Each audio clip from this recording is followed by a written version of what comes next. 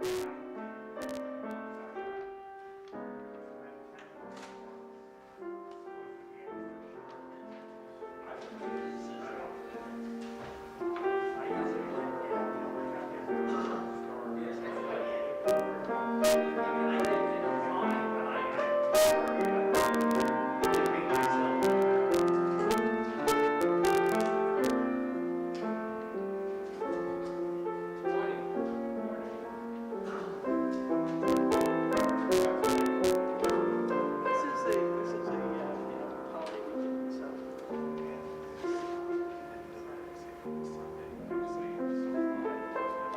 Yeah. Okay, that's fine. I was thinking, yeah, this is like people are out this week.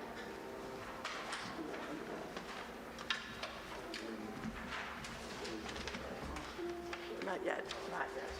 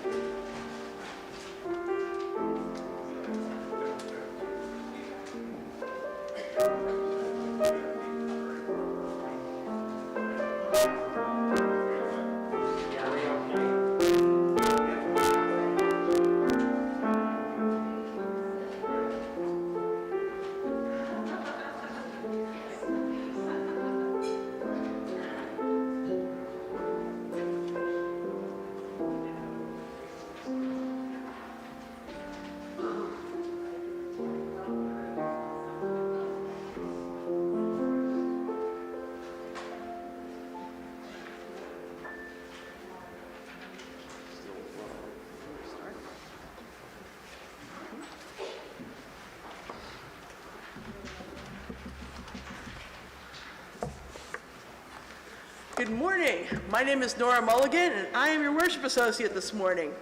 Our guest pianist today is Richard Devon. Richard Devon. Welcome him, please.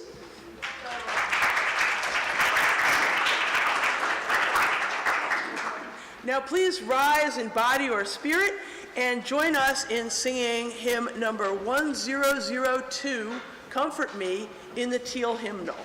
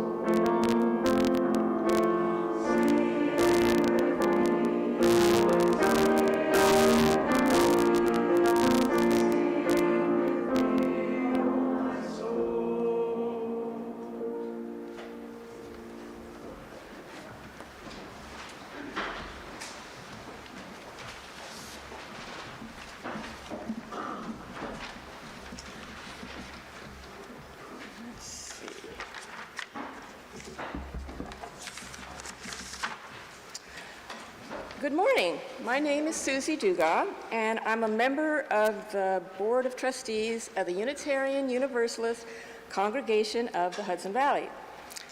Welcome to the Unitarian Universalist Congregation of the Hudson Valley.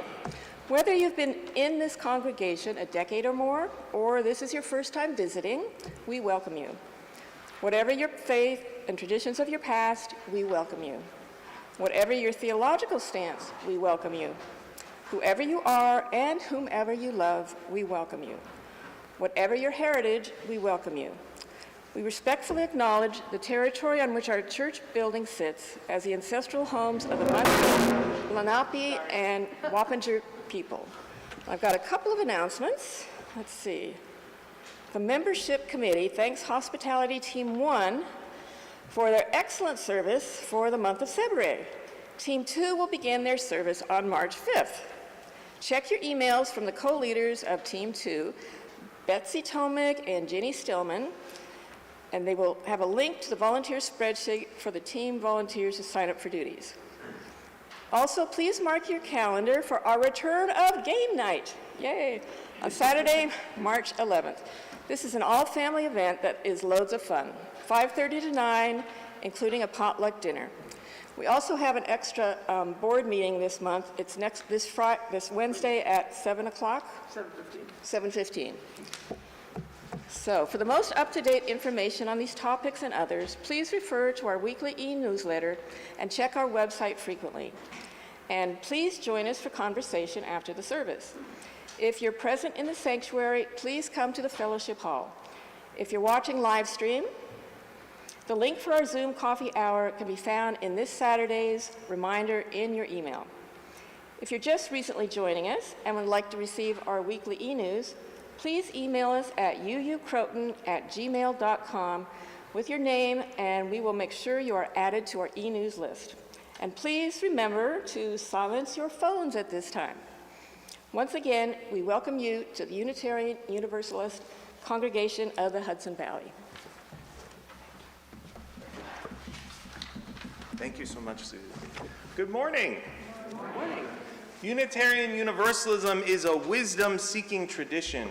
As we gather this morning from the many paths that have brought us into this sanctuary, we are not alone.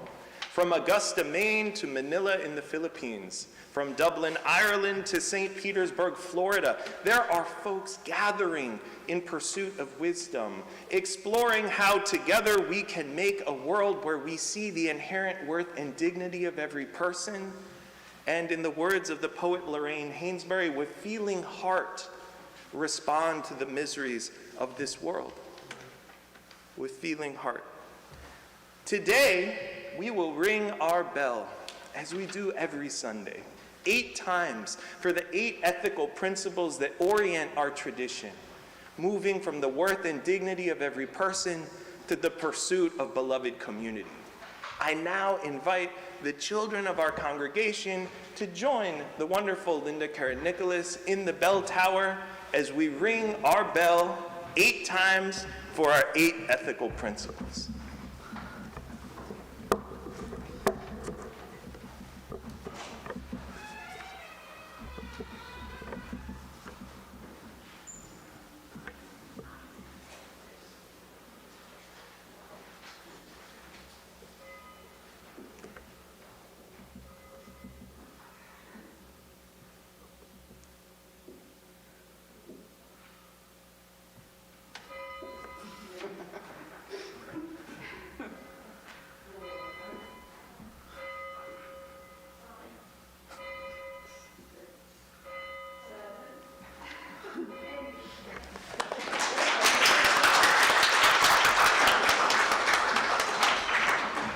And may the sounds of those bells reverberate across Croton-on-Hudson, the Hudson Valley, and the wider world.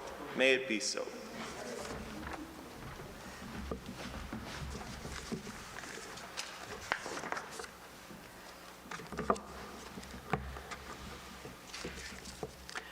Our chalice lighting words this morning are from Maureen Killoran.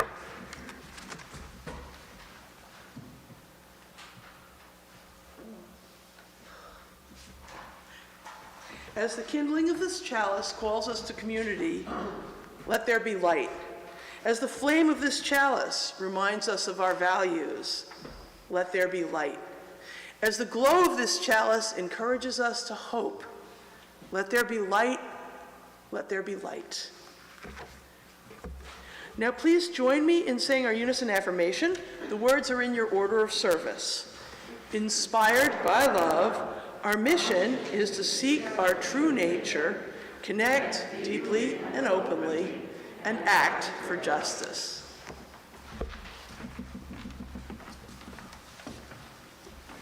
Now is the time in our service for something a little different.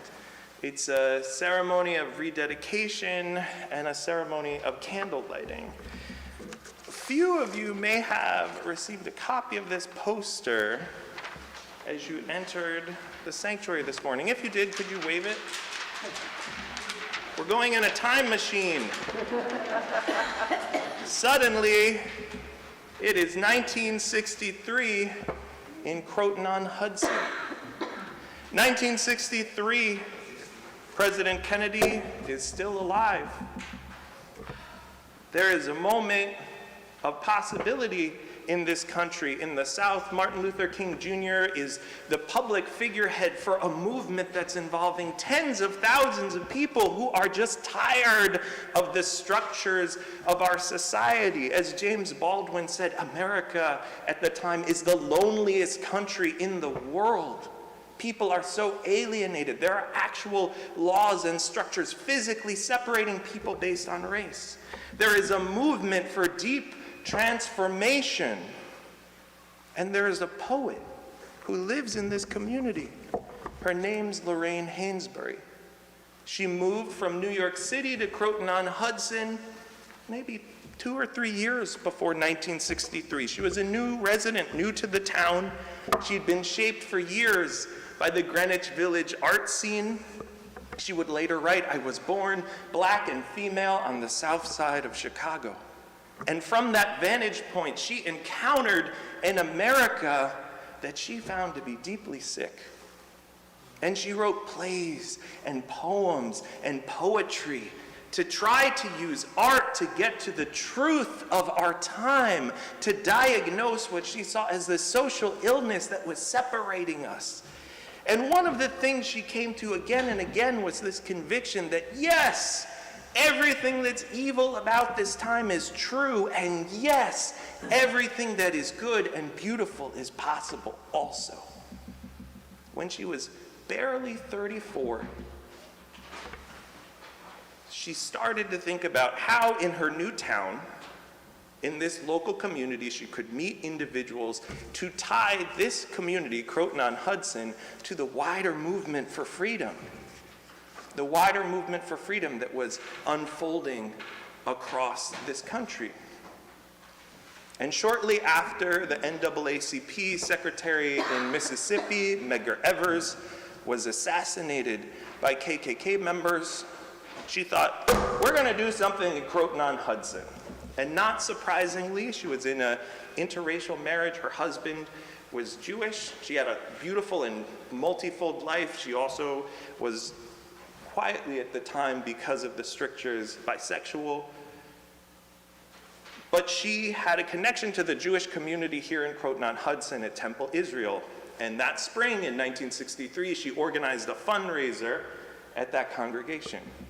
And then later that year, that summer, as she was getting racked with illness that ultimately would take her life at the age of 35, she thought, I'm going to spend time in this town getting to connect with people. And if you look at this list, you'll see the names of almost every head of clergy at the different congregations, at the different houses of worship in Croton-on-Hudson.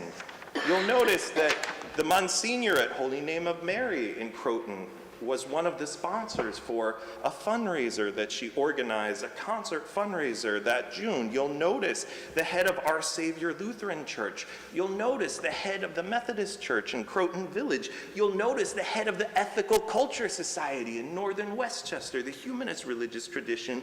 And then you'll notice Carolyn's father is on this list. Lee Culpepper, who is the chair of the Unitarian Fellowship of Croton-on-Hudson, was part of the sponsor committee for this multi-house of worship fundraiser. Our little congregation, when we'd barely been in this building 3 years, was spending time, money, and energy to create concerts for peace and to raise money for the civil rights movement. And as you'll notice, some of the songs sung at that House of Worship Interfaith fundraiser were by Judy Collins. Folk music was a huge part of this movement for freedom, especially in the Hudson Valley. There are various folk songs that developed after World War II, tying us to this sense of hope. And this morning, we're going to do two things while we're in our time machine. One, in a moment, we're going to hear a song from Carolyn. It Could Be a Wonderful World, a folk song from that era of hope and possibility after World War II in this struggle for civil rights. And then, after that, we're going to light a little candle as a symbol of rededication. But right now, while we're back in our time machine, we're going to hear a song from the folk tradition from Carolyn. As soon as I tune up my string that broke yesterday, and I have to put a new one on, and when a new string is on, it keeps loosening up a lot more than the others. So actually, my father brought home the record that I learned this song from. It was a 2-record set, 2 12-inch 78s called Little Songs on Big Subjects.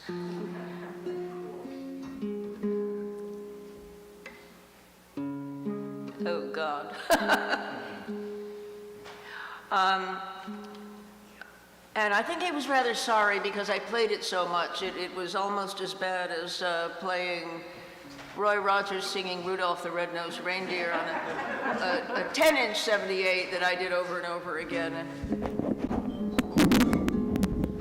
What is the accompaniment I'm getting in the back there? But any? Well,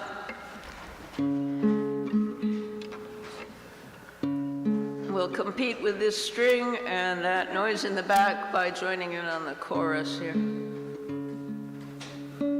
God, I'm sorry here.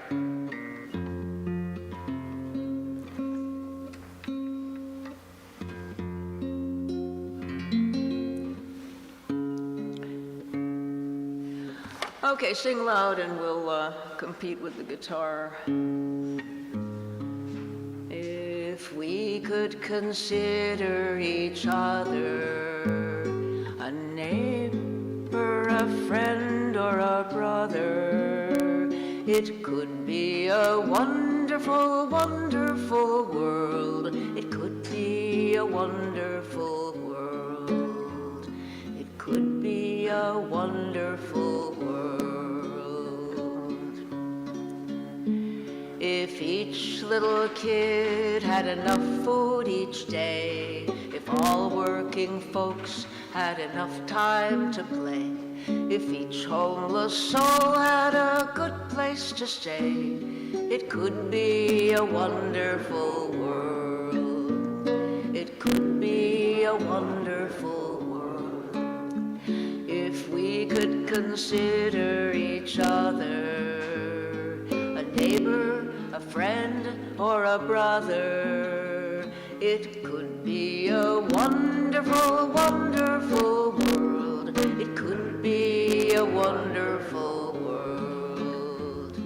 It could be a wonderful world.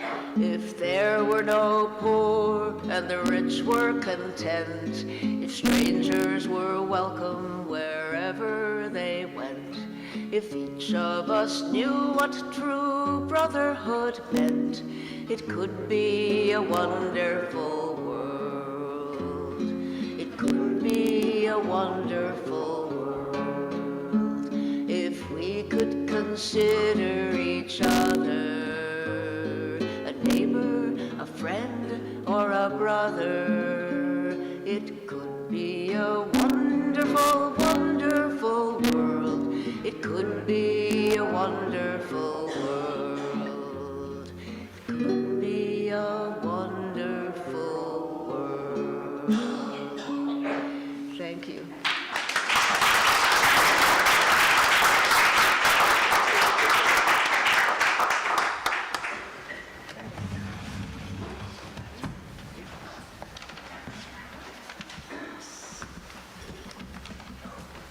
Thank you. And some of you, when you came in today, may have seen a new flag outside, Black Lives Matter flag, to replace the one that has flown in front of our congregation since 2017, and the great work that this congregation has committed itself visually to in our habits, in our testament publicly, and in our practice, in our personal lives.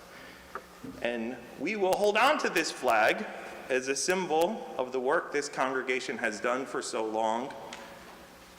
And it reminds us that today, the work we commit ourselves to again and again is tied to a long struggle, going back to 1963, going back to 1863, going back to 1763, generations on generations work for more freedom. And in our religious tradition, that is a sacred call. So I light this candle of rededication, this call to hope, to remind us that even in challenging times, possibility is real. And each generation carries the candle forward through time. In a moment, our children will head to religious exploration, where they will work on a special soup luncheon for us, which recalls that festival in 1963, which made a point to say children and families are welcome there would be food and support for all. Lorraine Hainsbury knew what she was doing. This congregation in 1963 knew what it was doing. And I will pass this candle on to Luke to carry to religious exploration as we sing out our youth in our song.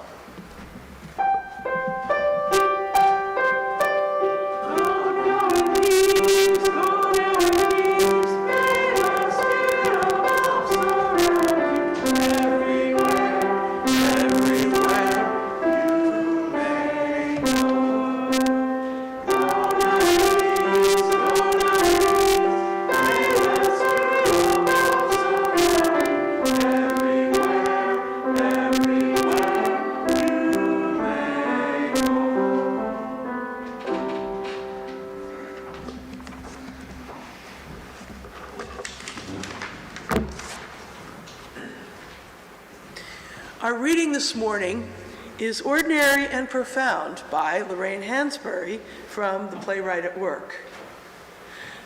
The most ordinary human being has within her elements of profundity, of profound anguish. That there is.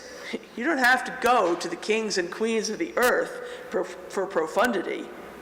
I think the Greeks and the Elizabethans did this because it was a logical concept. But every human being is in an enormous conflict about something, even if it's how to get to work in the morning and all of that. Naturalism tends to take the world as it is and say, this is what it is. This is how it happens. It is true because we see it every day in life in that way. You know, you simply photograph the garbage can. In realism, I think, the artist who is creating the realistic work imposes on it not only what is, but what is possible. Because what is possible is part of reality too.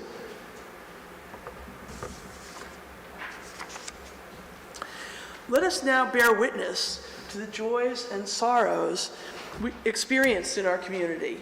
If you have a brief yet personally significant joy or sorrow that you're willing to share, please come up to this microphone and speak loudly so that everyone, including the people watching at home, can hear you.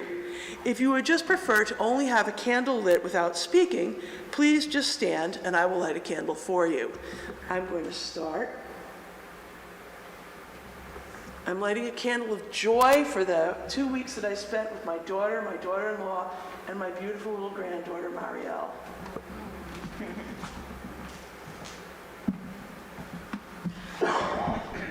Hi, this is Daria. Rarely do I come up here because I'm more of a personal, a private person.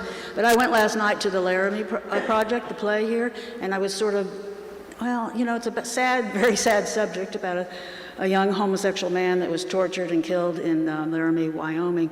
But I went away so inspired. It is really based on this group of a theater group that went out to Laramie over 6 months, had 200 conversations and interviews with the people that were living in Laramie, and came away, and you come away seeing the broad spectrum of human nature.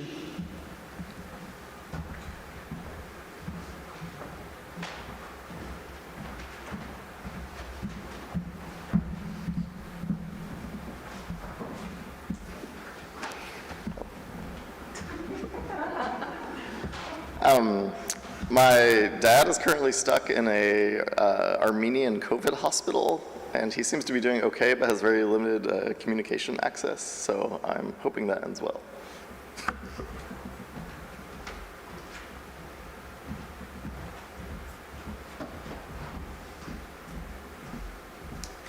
My name is Sherry Brown. Some months ago, I may have mentioned that my sister was diagnosed with multiple myeloma, and she has overcome multiple hurdles.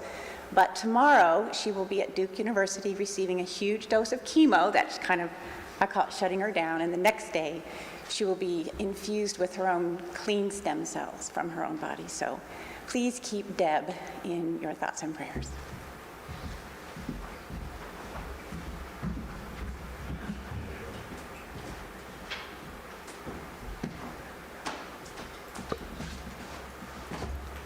My name is Olga, and I know that you all know I'm from Central America. I'm Spanish, I'm Panamanian.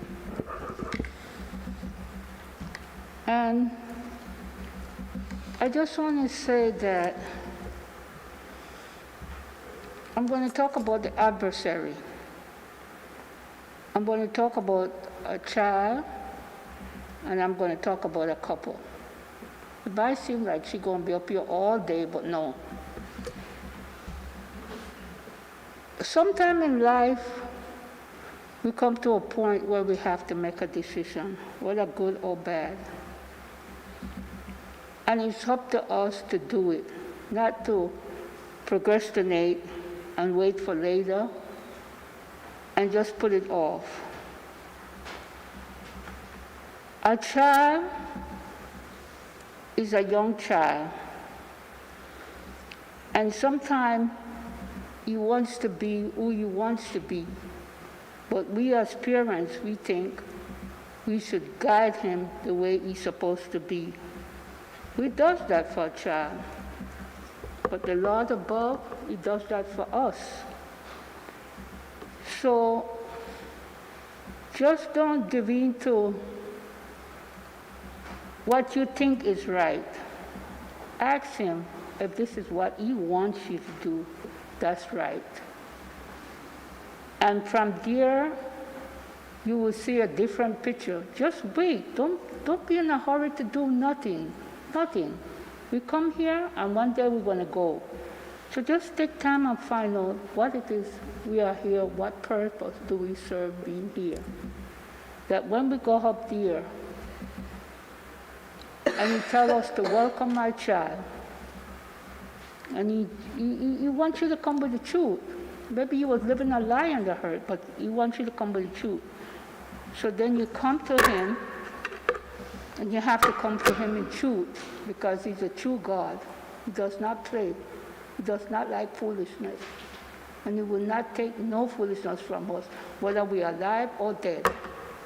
So what we have to do is make him proud and hurt, that when we go up there, he don't cast us where we're not supposed to be. And he tell us, welcome, and make us a child of his own. That's all I have to say. Have a nice day.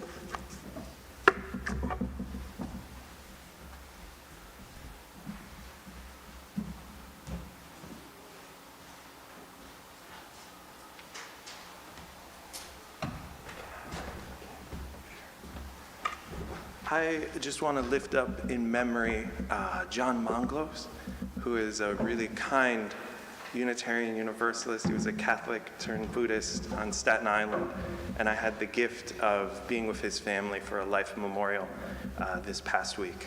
And John was a really kind man, and I lift him and his family, his wife Belinda, and his daughter Catherine in memory today.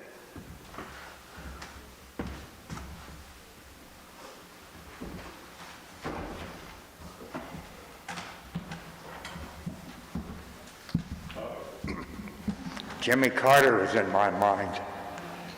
He wasn't the greatest president we ever had, but he was a good, decent man. He's still alive. He's 98. The news says he's chosen to spend the remaining time of his life in a hospice.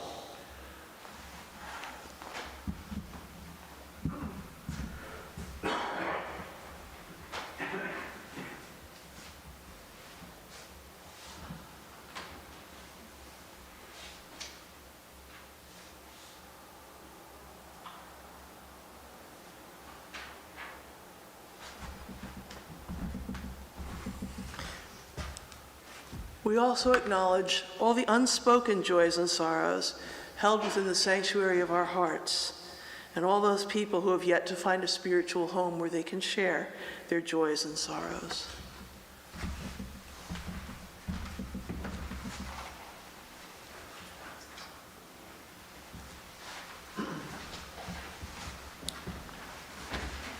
We'll now have a moment of musical meditation as we listen or sing the hymn number 123, Spirit of Life.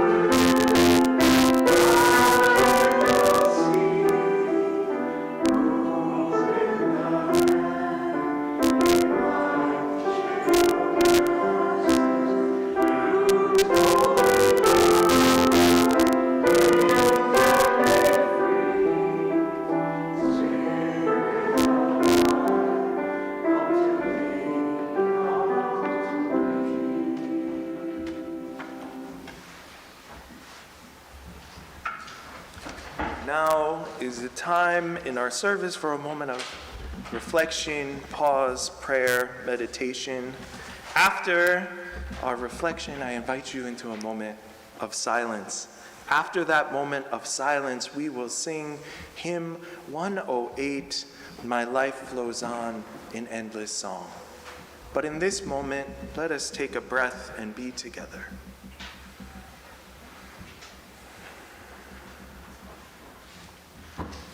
Spirit of life and love, bigger than the universe, smaller than a grain of sand, we remember all those who work so hard in so many spaces to do what is right and holy and connecting. It is difficult. It is difficult to be kind to ourselves as we do this work. It is difficult to be brave, to invite us to transform and to change. But give us the hope and the memory and the ability to honor those who came before us and to excite and inspire those who will come after us. We are part of a generation who's writing a story that is not known, and give us that unfolding hope that something beautiful is being written. Would you join in a moment of silence?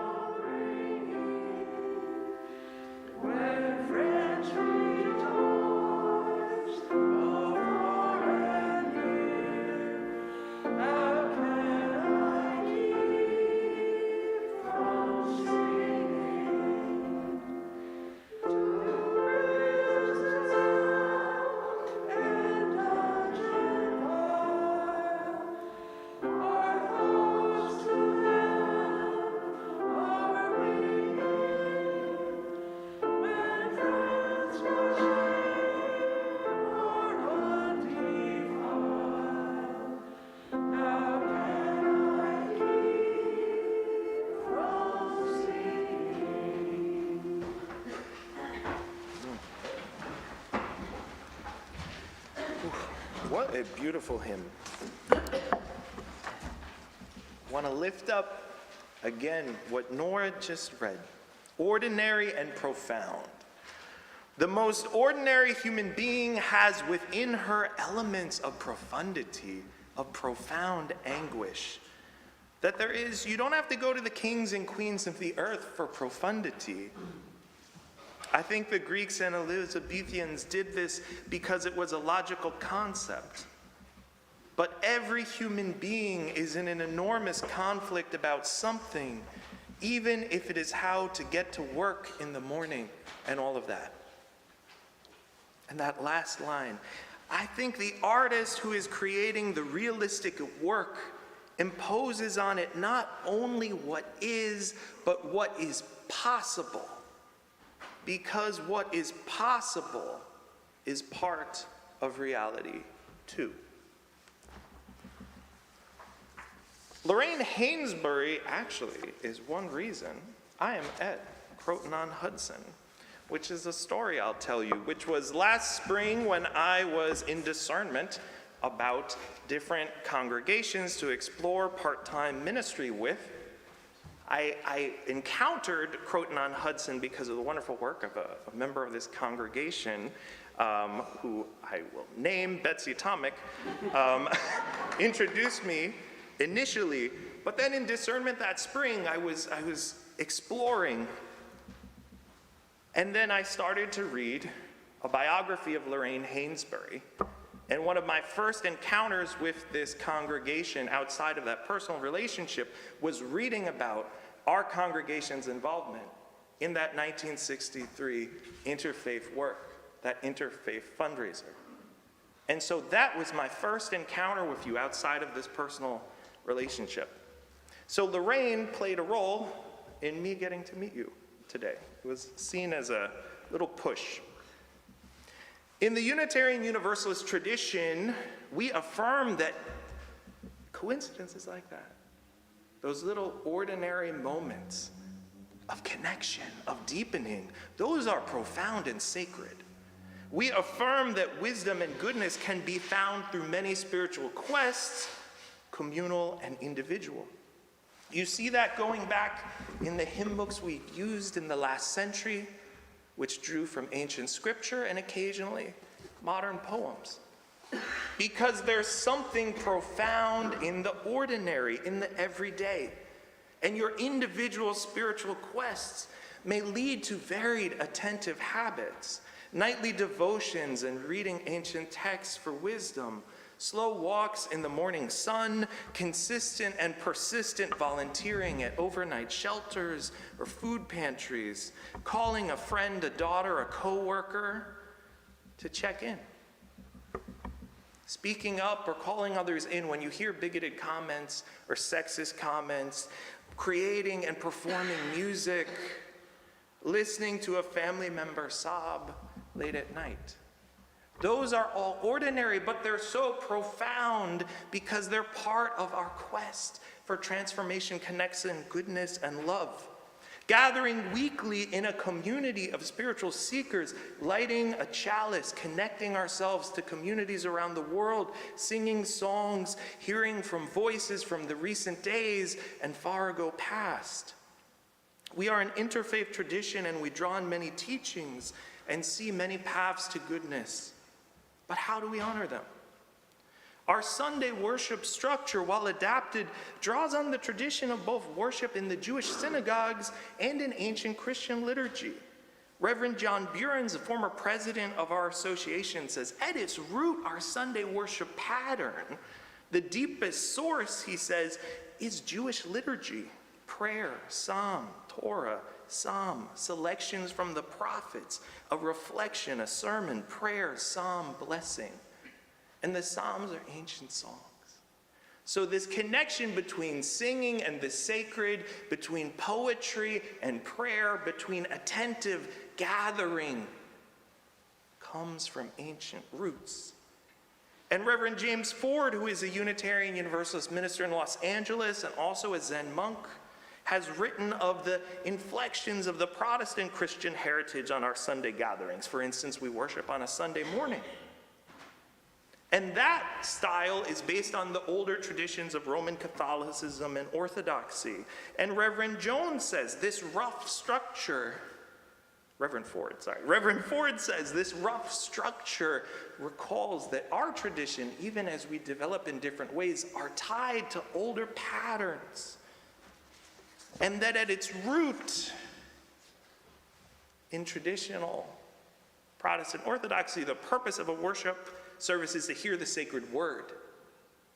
And for us, it's the sacred words, plural. There are sacred words. There are beautiful moments, ordinary and profound, that we lift up as a site of encounter with the sacred, the holy, and what is beautiful and unfolding. The old 19th century religious liberals would talk about a challenge to see all knowledge as sacred. Art, science, poetry. There's something sacred and divine unfolding. If you want to use fancy philosophical and theological language, our tradition is immanent, which means we view the sacred as pervasive, permeating, inherent worth and dignity, sustaining, unfolding. Our hymn book called The Living Tradition. We're part of something that says everything is ordinary and profound.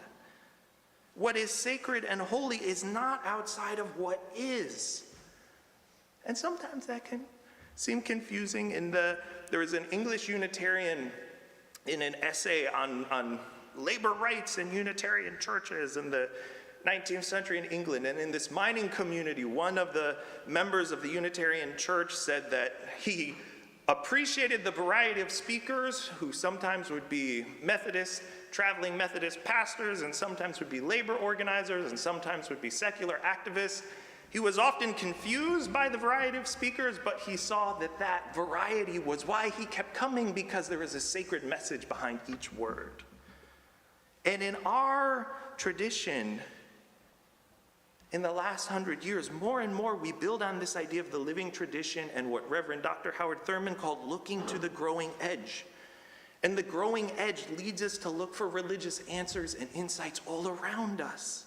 The growing edge leads us to encounter sacred insight in the most unexpected places. There's an ancient psalm, Psalm 10, that says, "Remember the poor." And once I was walking on a bridge in Boston and saw just in this tiny graffiti, "Remember the poor," in the middle of the seaport, this beautiful, fancy district in the city. There are these little hidden, ordinary, profound reminders to jar us. And that's what Lorraine Hainsbury, who embodied the individual spiritual quest of a writer and the community spiritual quest of an engaged citizen, offers to us. The most ordinary human being has within her elements of profundity, of profound anguish. You don't have to go to the kings and queens of the earth. Every human being is in enormous conflict about something, even if it's how to get to work in the morning. In her play, The Sign in Cindy Brewstein's Window, which she wrote for the large part while she was here in Croton, one character, who is an artist in the Greenwich Village scene, proudly declares, "Live and let live." And then her sister, who was unconvinced by this argument, said, "That's just a little way to avoid responsibility." And Lorraine took responsibility seriously and also saw tremendous creative life and power in the freedom to choose one's way. In a 1959 essay, written barely a few years before she would pass, 2 weeks before her play, Raisin in the Sun, opened on Broadway, she wrote, "I was born on the south side of Chicago. I was born black and female. I was born in a depression after one world war and came into my adolescence during another. While I was still in my teens, the first atom bombs were dropped on human beings at Nagasaki and Hiroshima, and by the time I was 23 years old, my government and that of the Soviet Union had entered into the worst conflict of nerves in human history, the Cold War. I have lost friends and relatives through cancer, lynching, and war. She says, I say all of this to say that one cannot live with feeling heart and not know and react to the miseries which afflict this world. She saw something in the everyday that was sacred, that invited a response, that invited presence. She said, if man is as small and ugly and grotesque as our most inhumane act, we are also as large as our most heroic gesture. And therefore, all of us have the potential to be a hero manyfold, not only yesterday, but today. She found a particular frustration that she expressed in her plays and in her essays with those who had a resigned attitude to the world as it is. Because she knew that what we needed in a moment of difficulty, in a world of tension, was courage. And she wrote, once physics overwhelmed the mind of humanity, and it came to pass that we who had no wings came to command the air at speeds no bird can manage. Surely then, as we turn our attention to our hearts and minds in this world, we shall see that humanity can fly and that humanity can be free. There is an unfolding profound reality in the ordinary. And I don't think it was a coincidence that when she came to Croton and she was looking for a house of worship to connect with, one of the first was Temple Israel, a minority tradition in the town even today. She saw a resonance, a connection with the pursuit of civil rights and the work of the temple. And when she organized that fundraiser, when she went to different houses of worship to sign up people, she had a testament that there is something more that connects us than divides us. That in our context, we can be connected to profound events. Someone in this congregation, many people in this congregation, helped make that event reality, including Carolyn's father. We're directly connected to this. And this next part I'm going to tell you might break your heart, but it's important for us to know as part of the story. The Croton-on-Hudson fundraiser created money and resources to purchase cars and other material goods for the Freedom March and for the voter registration drives in Mississippi. And in 1964, 3 young adults, Andrew Goodman, James Chaney, and Michael Schwirmer, who were 3 civil rights workers doing voter registration in Mississippi, drove a car paid for by the Croton fundraisers to do voter registration work in that state, near Philadelphia, Mississippi. And I know some of you might know what happens next, but those 3 young men who should be grandparents today, they were murdered that summer in Philadelphia, Mississippi, by members of the KKK. Croton-on-Hudson, this congregation has a direct connection to this tremendous tragedy, and also this tremendous work for freedom, which did not stop with those murders. More people went down to the South to push for voter registration. More people marched. More people died. But they didn't give up. They didn't. They saw a vision of this world and this country that was better. Lorraine wrote, I have given you this account so that you know what I write is not based on the assumption of idyllic possibilities or innocent assessment of the true nature of life, but rather my own personal view that posing one against the other, I think we can work together to build a beautiful destiny, and that together that destiny could eventually embrace the stars. The choices we make, the ordinary and profound accumulated choices, co-create the world around us. The individual and communal spiritual quests we practice will make tomorrow and the following decade and the 2070s. She writes, as small and ugly, as grotesque as we can be, we are capable of heroic gestures, to be heroes manyfold. And drawing on our Jewish Christian liturgies, drawing on the Buddhist meditations that enrich our faith, drawing on secular calls for justice and the ordinary and profound moments of encounter, we gather each week to honor sacred words and sacred stories. Today, we heard words from a poet and playwright past, a resident of our town, a citizen of our country, and may we remember her, quote, born on the south side of Chicago, born black and female, and may we be inspired to use our time, however brief or long, to create ordinary and profound moments in our day-to-day lives. The ordinary is profound. Starting again is profound. Being present is profound.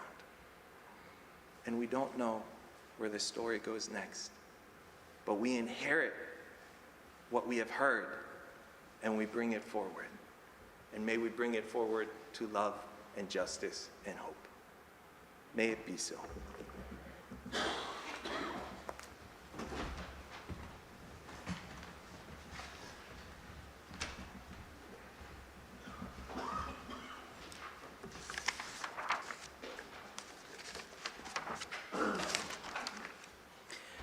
Each week, we make an offering from the bounty we're blessed to enjoy.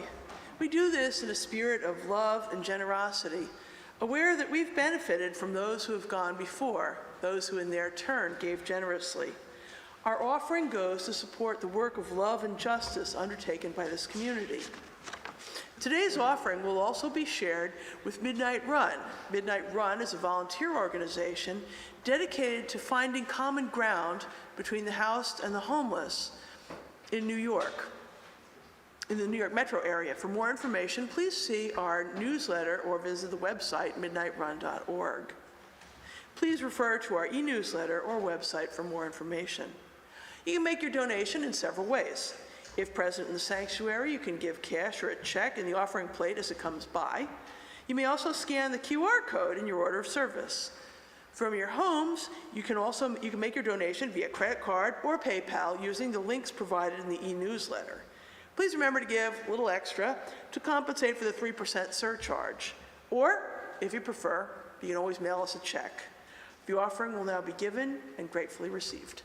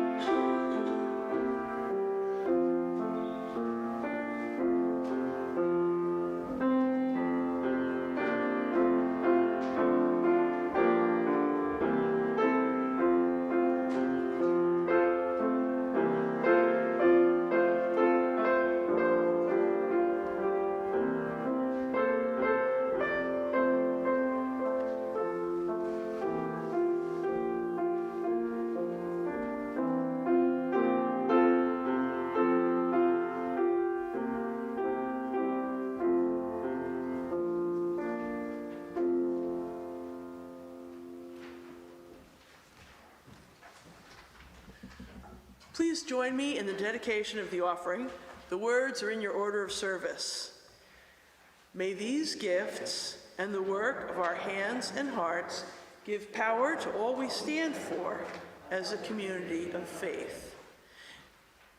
Now please rise in body or spirit and join us in our closing hymn, hymn number 1018 in the Teal hymnal, Come and Go With Me.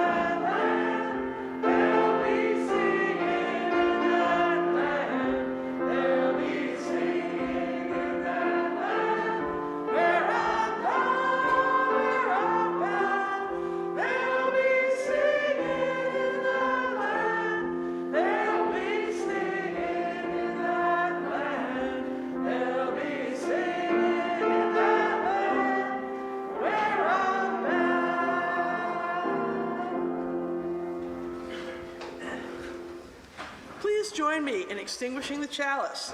The words are found in your order of service. We extinguish this flame, but not the light of truth, the warmth of community, or the fire of commitment. These we carry in our hearts until we are together again. In the hours, days, and weeks to come, may we be attentive and keepers of the feeling heart. May we respond to what we encounter, who we encounter, with love. May it be so, and may you be well. Amen.